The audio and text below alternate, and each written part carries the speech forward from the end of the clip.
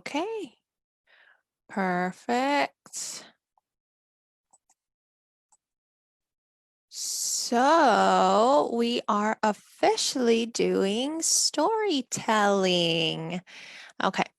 So we have some very interesting books once again for today that I'm really excited to share with you guys. Okay, so let's go ahead and get started. All right. So Kristen's gonna show you guys her la library. All right. Here we go. Okay, we are gonna start off with Sneeze, Big Bear Sneeze.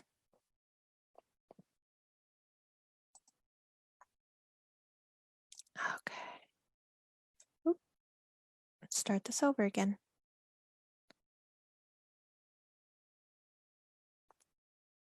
There we go. Okay, Sneeze, Big Bear Sneeze by Maureen Wright, illustrated by Will Hillenbrand. Sneeze, Big Bear, sneeze.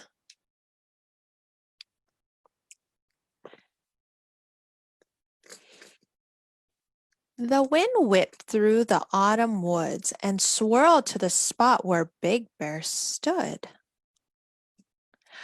It whirled the leaves right off the trees, and just as Big Bear let out a sneeze.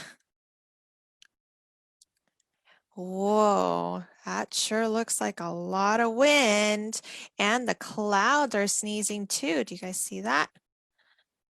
Okay. The wind said, Bear, can't you see? The leaves flew down because of me. Bear said, Wind, it wasn't you. And the leaves fell down when I sneezed. Achoo! Big Bear tried to nail the leaves back using a hammer and some tacks. He's trying to put all the leaves back on the trees because he sneezed so hard that it blew all the leaves off the trees. The wind kicked up and raced to the sky, swirling down low, then spinning up high. She said, That bear knows nothing at all. I dropped the leaves because it's fall. Big Bear walked as the cold wind blew and came to a tree where apples grew.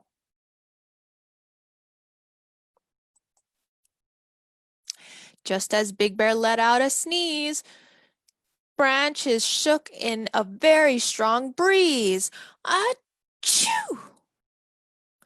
Oh my, said Bear with an unhappy frown, watching the apples drop to the ground. He knew as they fell with a thumping sound that sneezing had made them all fall down. Oh my goodness. So, do you guys really think that that bear sneeze is making all the apples and all the leaves fall off the trees? Maybe, but maybe it's also because the wind. Wind says, Bear, can't you see? The apples dropped because of me. Bear said, Wind, it wasn't you. The apples fell when I sneezed. Achoo!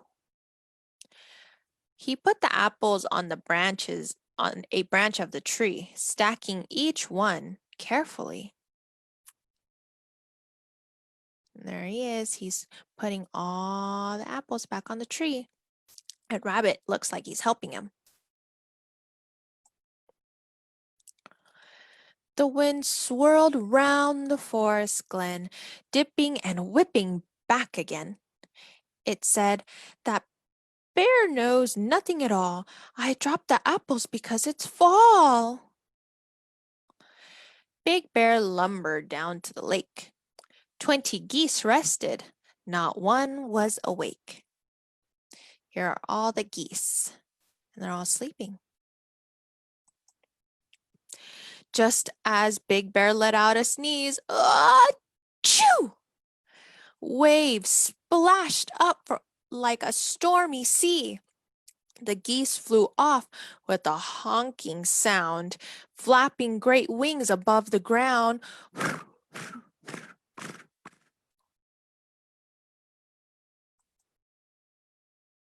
"Oh my," said Bear as he looked up high. What have I done?" he said with a sigh. The wind said, "Bear, can't you see? The geese headed south because of me." Bear said, "Wind, it wasn't you. The geese flew away when I sneezed. Achoo!"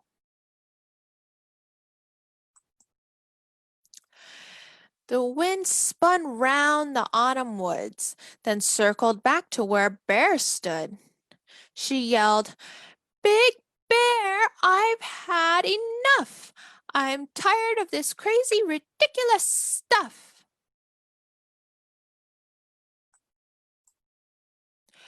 Wind took a deep breath and let it out with a whirling, twirling, mighty shout. "I whip the leaves right off the trees and drop the apples whenever I please. I scare off the geese before they freeze and tickle your nose to make you sneeze."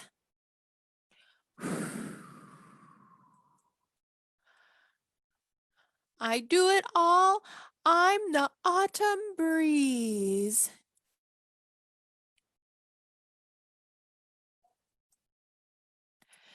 Big Bear listened and scratched his head.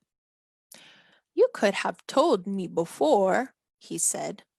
The wind, the wind's deep sigh shook the sky. Bear said, "It's time to say goodbye." He ran to the safety of his den, deep in the heart of the forest glen. Suddenly the door slammed shut.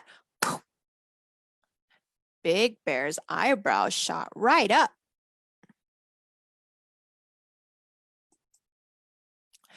He jumped in bed and covered his head.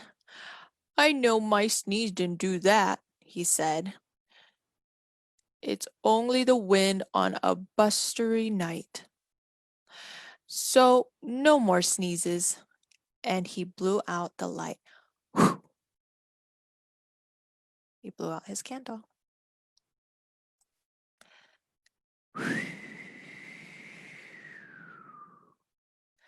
The wind blew. The end. Awesome. That was a really good book. I liked that book a lot, and I hope you guys did too.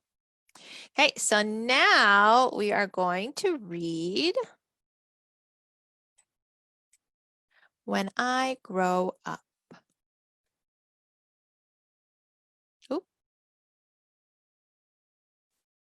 Here you go. When I Grow Up by Al Yankovic.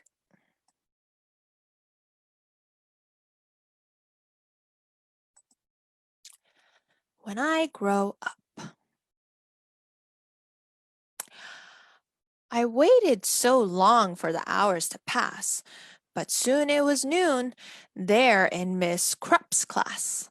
And Thursday at noon, as I'm sure you know well, it's the time of the week when we do show and tell. This week, the subject, so special to me, was When I Grow Up. What am I gonna be? That's something I'd really been thinking about, and I just couldn't wait to let all those thoughts out. So here they're working at school and their teacher. So when Miss Krupp said, "Who's ready to share?" You can guess who was there with his hand in the air. I rose both my hands just as high as they'd go, and I bounced up and down, and then, what do you know? Well, Miss Krupp picked me. Yes, me, to go first. Oh, I was so happy. I thought I would burst. See, he shot his hand right up, and everything flew because he was so excited. I proudly stood up and began my oration concerning my choice for a future vocation. Ahem. Esteemed friends and colleagues and dear Miss Krupp, I know what I'm going to be when I grow up.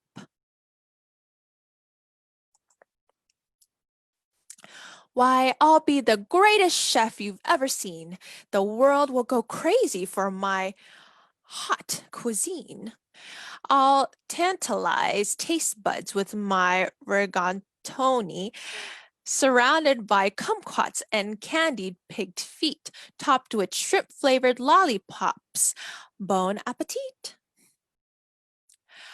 My walls will be filled with awards that I've gotten for toast on a stick and my Twinkies au gratin. My kitchen will be most famous in France, so make reservations 12 years in advance. There's no doubt about it. I'm certain, you see. A world-renowned chef is what I'm going to be. Oh, and there he is cooking all his stuff. He wants to be a chef. That's very nice, Billy, sweet Miss Krupp said. Who wants to be next? Maybe Susie or Fred? I said, hold the phone now. I haven't departed. Hang on to your seats, 'cause I'm just getting started. Oh, well, Billy's not done yet, so let's see what else he wants to do. See, maybe instead I could be a snail trainer. Man, that would be awesome. Why, that's a no-brainer. I'll teach all my snails to do really neat tricks. They'll play dead, roll over, and even fetch sticks. Of course, all the sticks will come back 2 years later, but working with snails, I mean, what could be greater? They'll do any stunt that I like. Holy moly! I'll train them to pedal a bike really slowly. Then ooze through a huge ring of fire and crawl at a snail's pace across a high wire. Then finish by writing my name with their trails. That's right, I'll be Billy, the master of the snails. There's Billy training all his snails. I wonder if you could train snails. Would that be fun to train snails? It definitely would be interesting. Or else maybe I'll be a lathe operator who makes the hydraulic torque wrench calibrator, which fine-tunes the wrench that's specifically made to retighten the nut on the lateral blade that's directly beneath the main radial socket inside cooling systems on X-14 rockets. And since this professional's as cool as can be, well, who would be better to do it than me? Say, here's an idea, perhaps just for laughs. I might make my living by milking giraffes. It's oh so cliche to get milk from a cow, and I bet all those cows need a break anyhow. Imagine me milking way up in the air. I'd use a tall ladder instead of a chair. Oh, and he's getting the milk from the giraffe. Huh, interesting. What? Milking giraffes? Miss Krupp said. Oh, please, I countered. How else would we make giraffes cheese? Now, don't interrupt me. I'm not really through yet. There's still a lot of stuff that I'm planning to do yet. 'Cause maybe I'll be a gorilla masseuse. So that means he's going to massage gorillas. Do you think we should massage gorillas? Maybe not. Or an artist who sculpts out of chocolate mousse. Or a rodeo clown or a movie director, or maybe professional pickle inspector, or big sumo wrestler, or hedging fund investigator, or smelly pit sniffing deodorant tester. Ah.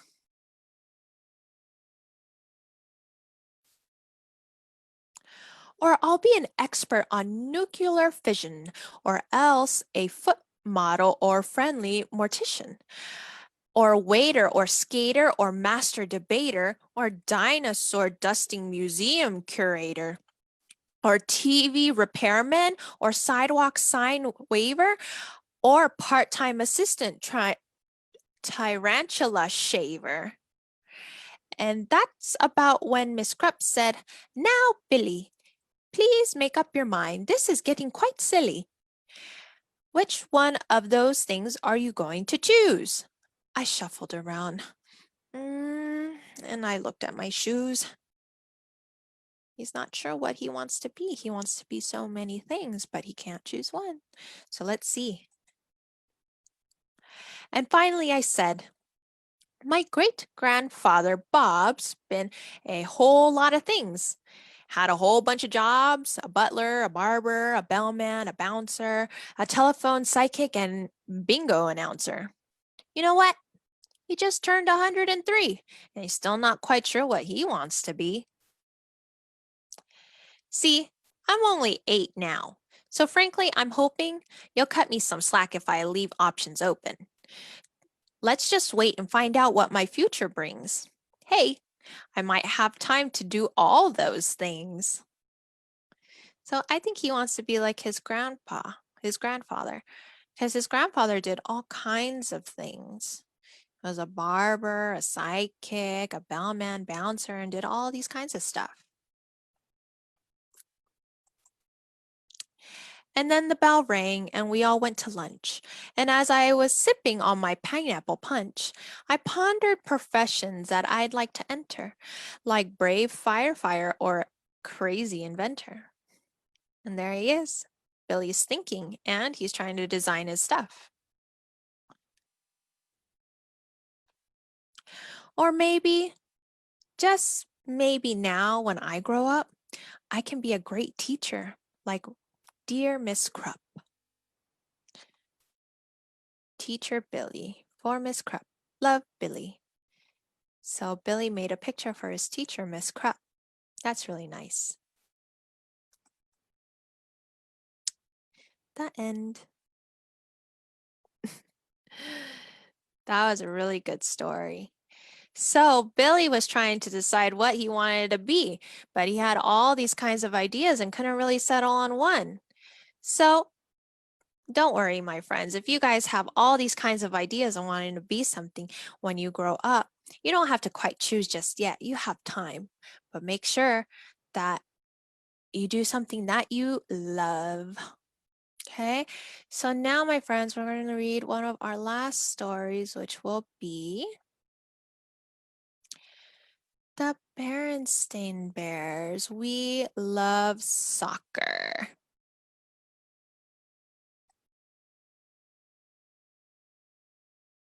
Okay, we love soccer. Brother and sister bear love soccer. They are good at it too. They can pass and dribble. They can head the ball. They can do corner kicks. They are good at throw-ins and they are good goalies. Brother and sister are on the Rockets. They play other teams around Bear Country. The whole family goes to every game. They cheer for brother and sister. Papa and Honey are good at cheering, but Mama does much more. She drives brother and sister to practice. So she's driving brother and sister to their soccer practice. And Papa and Honey are always cheering for them. She makes snacks for the team. She raises money for new uniforms. She's a good soccer mom. So their mom does all these kinds of things to help the soccer team. That's very nice of her. But sometimes Mama is too good a soccer mom.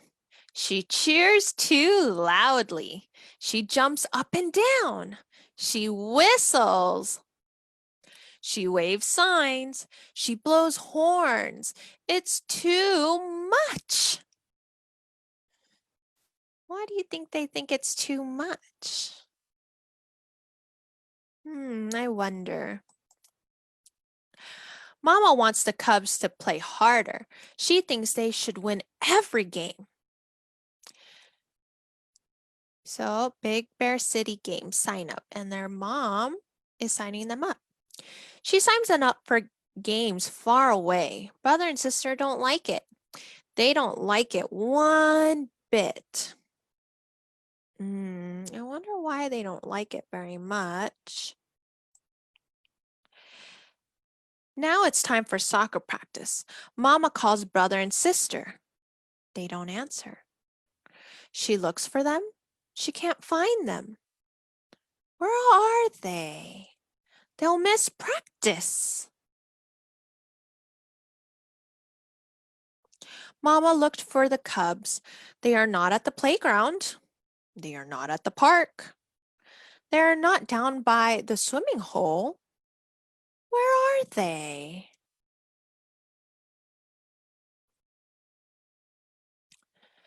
Mama hears Cubs laughing and shouting. It's coming from behind the big sign.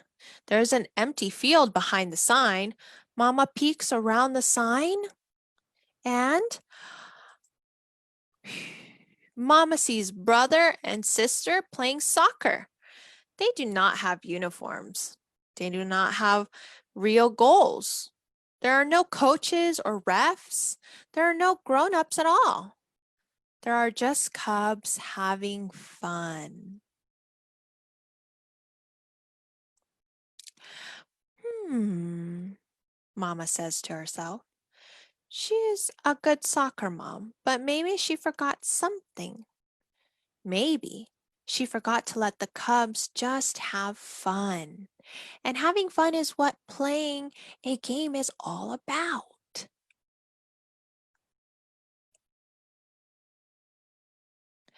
Mama steps into the field. Hey! She calls.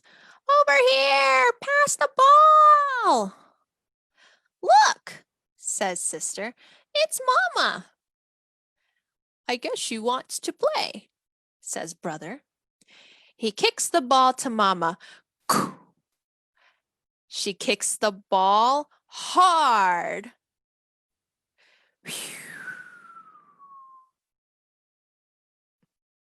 The ball sails into the goal.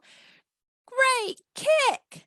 The Cubs yell, Yay, Mama! Hey, Mama, says sister. You're good. You bet, says Mama. Let's play soccer. Papa and Honey cannot find Mama. They cannot find brother and sister.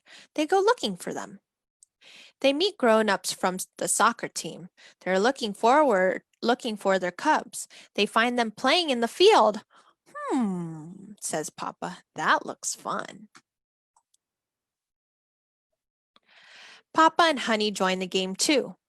The other grown-ups join in too. They have a lot of fun. It's getting dark. The game ends. Everyone goes home. They are tired, but happy. Could you teach us how to play better? Asked Sister. You bet, says Mama. That would be fun. And having fun is what playing a game is all about. The end. So, my friends, I hope you guys had a great storytelling time, and